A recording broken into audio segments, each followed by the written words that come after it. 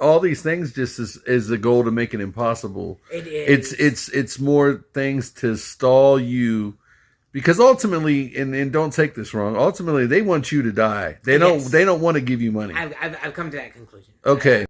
Yo, what's the deal, everybody? This your boy Mack Malone, the KC journalist, and today I'm going down to interview a guy that was introduced to me by a lifelong friend. This story really tugged at my heart because this man has the same kidney disease and is suffering and in the final stages of the same kidney disease that my son has. He's being denied his disability, being jerked around, having trouble getting his medicines, just being hung out to dry, man. And I just really... The reason why I wanted to do this video is because I hope somebody somewhere sees this and can make a difference somehow, some way. So we're going to go down and we're going to meet Eric. You guys ready? Let's go. Mack Malone, he's your KC journalist. True. Mack Malone, he's your KC journalist. Mack Malone, he's your KC journalist. And y'all get the best from the KC journalist. Let's go!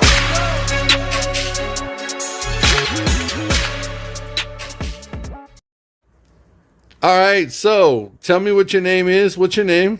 My name is Eric. Eric, and how old are you? I am 44 years old. 44. Uh-huh. So, how did you end up with this? First of all, what is the name of your condition? What are you suffering from? At the end stage, I'm in the final stages of renal disease, meaning that I am a stage 5 for kidney failure. Man. And like I said, my son has stage 5 kidney disease. So, yeah. I have about 11% functioning in my kidneys. Wow. And when did you start noticing, like, how did all this happen? Well, as it started, back, I had actually surgery to get the, I have a tube that comes out of my stomach. That's my dialysis tube. I'm on PD dialysis, peritoneal, meaning that if it just screws up in the middle of it, a lot of times it's at home, so I just go ahead and do it at home, so I'm able to do it while I'm sleeping or something of that nature instead of going to a DaVita office and going and getting it 3 times a week or anything like that. These are actually better on your kidneys when you do it because when you go to DaVita, it's maybe 4 or 5 hours, and they try to push as much cleanliness through your blood as possible in a small amount of time. But mine is for 7 hours a night. Wow. So it's a little slower, and it's better on your kidneys as well. So you are on dialysis? Yes, I am. That was the thing they were talking about with my son. They were talking about putting him on dialysis, being that young. Mm-hmm. And man, that's a scary thing, man. It is. How does it feel to, like when they told you that, like how scary was that? It was scary. When I had the surgery, they tried to get me on a few things. One is they tried to get me on Medicare. If you're under the age of 65, the only way you can get on Medicare is if you are at the end stages of renal disease and you're on dialysis. Right. So they did put me on that. And I was still working full time while I was on dialysis. Uh-huh. But unfortunately, some things happened, and my health got a little bit more severe in a quick amount of time, about a year and a half. Yeah. But what had really started, I was on dialysis already, and I broke my neck. Tripped, I face planted a wall, broke my neck, and I just got up and went to work. Was walking on a broken neck for about 6 months. Doctors didn't know how I was tolerating the pain, because I didn't take any pain meds or didn't do anything of that nature. So they gave me a cast. I actually went to Truman because I didn't have insurance at the time. Uh-huh. So I went to Truman, and went there, treated me really horrible. It was really, I had a bruise all over my face because I face planted a wall. So I had this big, huge bruise. Even my, I laugh about it, but even my work came and asked me if everything was all right at home, because it was nasty. It was nasty. when I got the insurance, Take your time. yeah, no worries, no worries. But when I got the insurance, they it seemed like that's when everything just started going like back to back, because my neck, just even thinking about it, my neck, my neck actually slid down to my right shoulder. So So you told me head, that my head was actually like right you over were here. almost internally decapitated. Yes. I've never even heard that term. I've never heard that either. What the hell?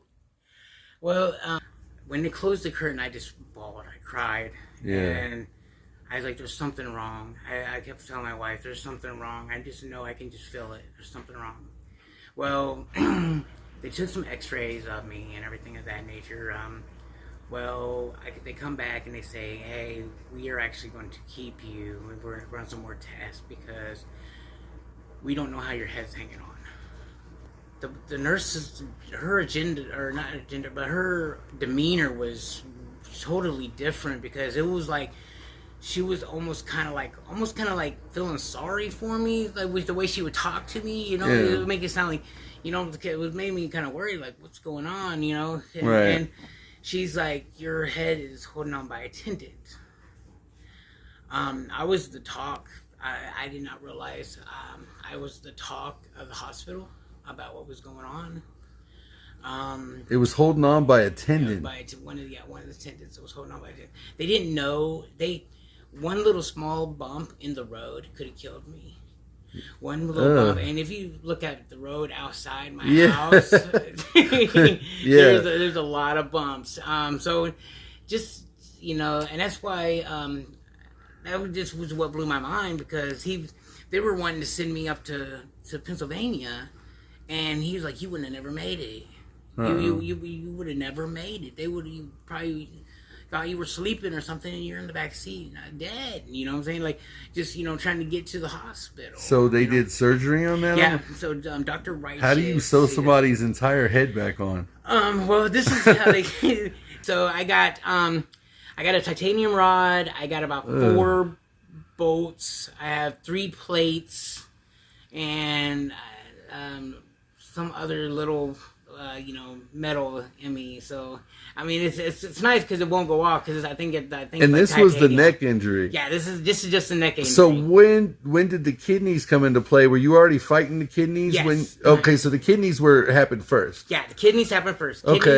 Kidneys happened first. And so explain how that all happened. Like, what caused that? Yeah. So actually, the kidneys, that was caused by diabetes. Yeah. Diabetes. When I was younger, I weighed almost 500 pounds. I weighed 465, and I did not take care of myself. I love to eat. Yeah. I was just one of those, like I don't know. I just really didn't really care for myself at that time. I didn't really, So I was like, okay, so, but I would get, it seems like when I got a weight loss surgery. I got the gastric bypass, right? And once I did it, everything went from my blood pressure. Everything went really normal, I guess you could say, as normal can get. Except my kidneys. My kidneys, it seems like my kidneys were already taken out by the punch. They were already affected, and right. There wasn't no way to stop that. I did have surgery of June, I believe 2022. I did have surgery, and to put the tube in my body. Had surgery, and then the dialysis were slowly deteriorating my bones. So they basically, I had to get to the point where I couldn't work anymore. Yeah. So you are considered 100% disabled? Yes, 100%. And you're not able to get any disability or anything? What's the deal with that? I applied for disability. May 30th of 2023. Okay. Or, yeah, 2023. Now, I was working about a year before that, but the dialysis, with everything going on, last year, 2022 to 2023 was kind of the year. You could just tell, like, the way I was walking, it was really taking a toll on my body. Right. So, now, about a year before that, I've already been on Medicare. Right. All right. I've already been on Medicare, so a year before I applied. So when I applied, I said, hey, I really stopped working full time on February 28th of 2023 is when I stopped working full time. So I went actually part time to just see if I can, until I can get some kind of, disabled and help me or something like that. Well, November 4th, I got hurt at work, and I fell at work, and I broke 2 kneecaps, I broke a left wrist, and I was in the hospital probably for about a week or so, maybe 2 weeks. I was on workman's comp, Right. Which workman's comp, they give you I wasn't making anything anyways because I was on part time. Right. So 2/3 of that. You know what I'm saying? So I wasn't making really anything. Right. So when I was in the hospital, I get a call, and this is November. Okay, I get a call from Social Security saying, "Hey, I'm here for your interview about my illness." Okay, he goes, the job was done. Now, when I sent in all the paperwork that I needed to send in, like I sent in my paycheck stubs. All right, I wanted to make sure that they knew, because you can't work anything over like $1,470 a month or something like that. Mm-hmm. So I made sure that I didn't work that. Like I made sure that I didn't work over that. It was about $200 less. Yeah. A month than what I was, So I put that into, everything was good. I thought everything was good. Well, the guy goes, well, he goes, the job that you had, if you were still working, because I got injured, I was in the hospital when they called. He goes, if you didn't get injured, you wouldn't have qualified, because you would have made $12 more than what you were able to make. Isn't that some shit? $12. Yeah. $12. Yeah, $12. So, and I was like, well, the thing is, and I tried to place my case, because I sent in everything, and it was $200 less a month. So how can that be $12? And then he goes, because some days I work 35 hours, or some months I work 35 hours, some I worked 40 hours. Right. It was 20 hours a week or something like that. Right. Or, you know what I'm saying? So he goes, but since you got hurt on the 4th of November, that's the only when we can claim you as being disabled. So I qualify now because I make less on workman's comp than what I was doing. I said, well, my job, they don't work the very last week of December, they work for the government. And the very last week, you don't work, you know what I'm saying? And if I'm working part-time, I don't get paid for it. Right? But they weren't having it. They, basically are saying that, well, since you're injured, we want to claim you disabled on the 11th or November 4th of 2023. So I said, okay. So I tried to call them. They said, and because I go on that website, and I go in there, and I'm like, it's like, the website is basically, kind of follows your progress through the whole thing. Well, it said 90%. That's all it said. Right. So I kept calling, and if you call the Social Security office, you're not going to get nobody, or if you do get somebody, they're going to transfer you to a place you don't need to be transferred to. Yeah. It's a nightmare every time we try to call. I tried to call them one time just to check on my status, and some person in Colombia picked up. And I said, hey, I need to find out what's going on. And they said they couldn't help me because there's different codes in different parts of the different parts of the state, so they weren't able to help. So I had to call back after I've already been placed on hold. I had to call back and try to get another Kansas City office. Right. And so I was like, so but what if I don't get that office? You know what I'm saying? And I get you again or something like that. Well, you're just gonna have to keep going until you get that office. Right. And so, because I would call the local Social Security office, the one that they told me to call. So now I'm just trying to figure out what my status is, and I'm getting different stories. One, they said that they'll call me. Another one said, one of them said, since you're disabled, now we have to wait mandatory 5 months before you even get paid. That is when I said, what? I said, so what was the first 6 months that you did? Why do you have to wait till I'm disabled? I thought I was disabled when I applied for it. You know what I'm saying? But now you're saying that you have to say I'm disabled to wait another extra 5 months on that. So I'm actually waiting almost a year on that. And so my my case manager and my Medicare counselor said that that's not how it's supposed to work. That it's supposed to be because I asked her, she said no one has ever with my disease has never waited this long for disability. Right. Like my disease, if I don't do something about it, I die. There's no way around it. Now, have they given you a time limit? Didn't you tell me one time they said you had like months to live? Well, not months. My doctor said that my body is, I'm basically a 44-year-old and an 80-year-old man's body. So, but they're not giving you like no time limits? They're not giving me any kind of time limits. They just said that my body has turned to the worst. That my body has really taken a beating.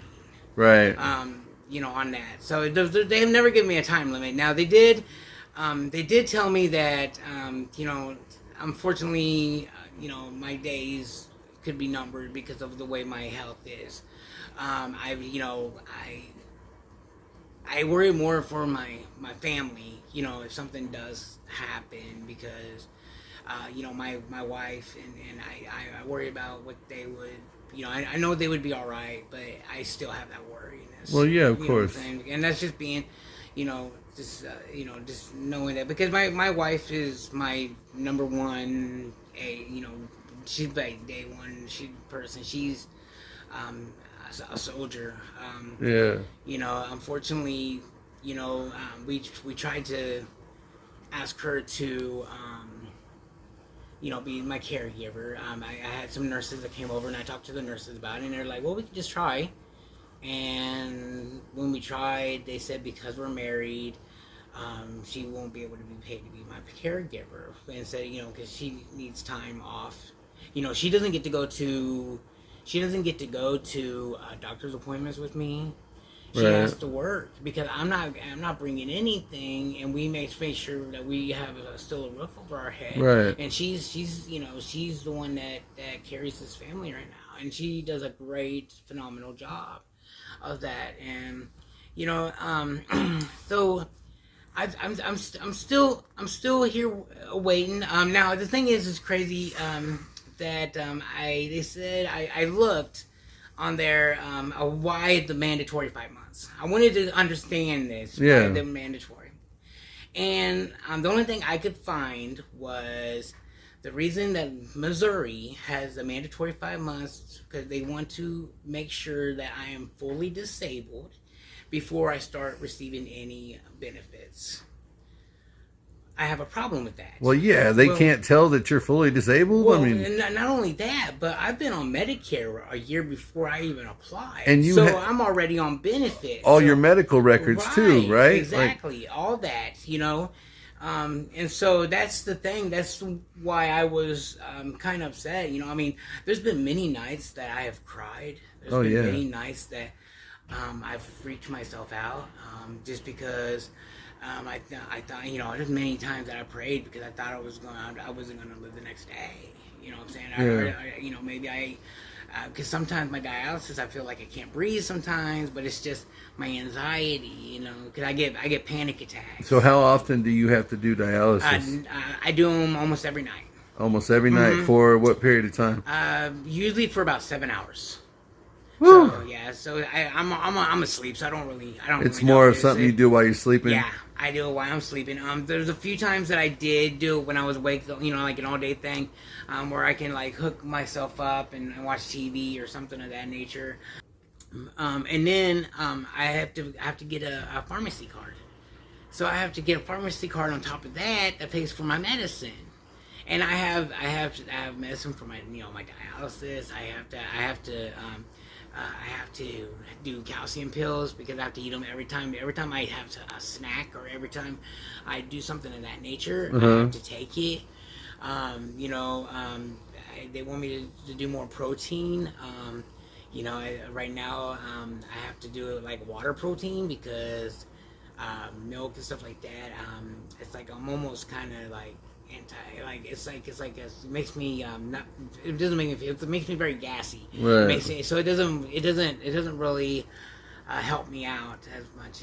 Like I said, I used to love like ice cream. Back in the day, I can't eat ice cream. Are you lactose intolerant now? I would say I am, but I don't. No one has ever told me I'm not. So, but the way I am, like I thought I was gonna have like ulcers or something. Yeah. Because anytime I eat, I hate to eat. Right. A lot of people they love to eat. I used to love to eat. I was going to ask you, is your appetite? This has affected your appetite? And not only that though, but when I would eat, I would feel very uncomfortable. Like stomach aches and right. Or I would get like these stomach bubbles in my stomach that I couldn't get out. Right. And so it would my doctors are trying to tell me, they're like, we need you to eat more. We need you to eat more calories. And I'm like, I'm trying. It's just when I broke my neck, now food will get stuck in my neck when I swallow. So if something like that happens, it scares me to where I don't want to eat. Yeah. Because it takes me forever to get it down. So being that you're disabled, there's Social Security that you can't get access any of that either, right? None of it at all. I don't even know like how much they're going to. I have to wait for the 5 months. They said I'm disabled, but they haven't hit me up of what I'm going to be making or nothing. I tried to call my case manager. I've called him multiple times with Social Security. Yeah. He hasn't never hit me back, and it won't even ring. It will just be like, he is on the other line right now, and then leave a message. There's no way, and he doesn't get a hold of me or anything like that. I have to go to I had to go see my transplant team. So when you see your transplant team, it's basically an all-day thing.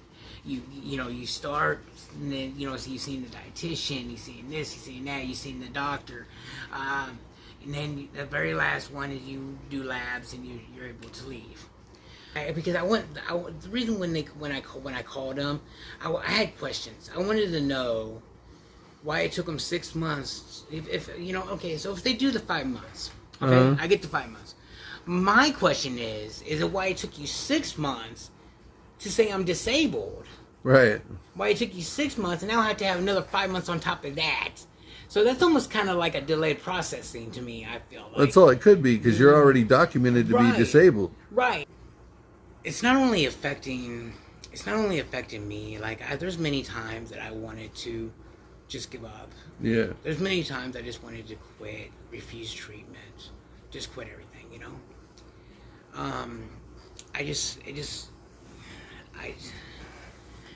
it just really stinks because, my wife, I'm not the only person that's going through it. My wife's going through it too. She sees me, I'm the love of her life. Right. You know what I'm saying? She's seeing her love of her life cry.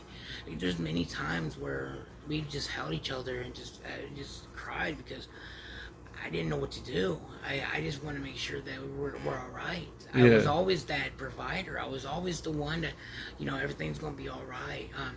When I broke my 2 kneecaps and my wrist, the doctor said that was because of dialysis. He said if I wasn't on dialysis, that would have never happened. You broke your wrist and both kneecaps? Yeah. So I was in the hospital when Social Security called. I was in the hospital with 2 broken kneecaps and a left wrist. Dialysis can affect that? Yeah. They make my bones brittle, make them fragile. It's a sad system, man. And then you look at countries like Canada who have free healthcare. Yeah. Even with this something I've been following closely, the border crisis. Yeah. They're bringing all these immigrants over here, and they're getting free Medicare. They're getting $10,000 checks, free houses. Yeah. Then they got guys like you, you know, who they're just kicking to the fucking gutter. Who paid the taxes? Who are from here, who actually have a dire need, you know, and they're giving money to people that are fine, you know, wherever they were, and we're not helping our own people out, and that's sad, man. Yeah. This medical system and this whole system is fucked, bro. It is, and I've had to come to that conclusion.